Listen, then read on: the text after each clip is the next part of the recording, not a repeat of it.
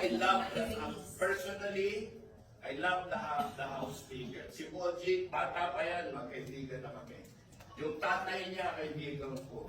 Yung mga kapatid niya, kaibigan ko na. I'm a very close, good, and avid fan of the Lee family.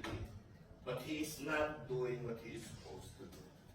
So, during the recess po, pag-uusapan ninyo any moves to install a new speaker? Hindi. Sa house yun, order lang kami, paano lang kami mag-install ng speaker. Hindi. Kung majority pa kami or minority na lang kami. So, you're moving to the minority block. So, bibitaw nga po kayo sa support niyo kay Speaker. Hindi, magbibitaw kami sa trabaho namin. Diba? I will no longer be deputy speaker, I will no longer be chairman of the committees, pag-uusapan namin, diba?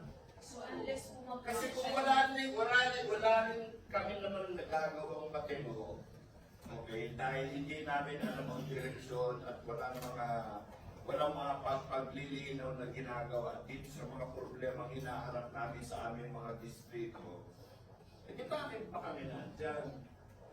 Sorry, sir, for clarification lang. Is it accurate to say that the NUP is considering to move to the minority? Yes. Thank you, sir.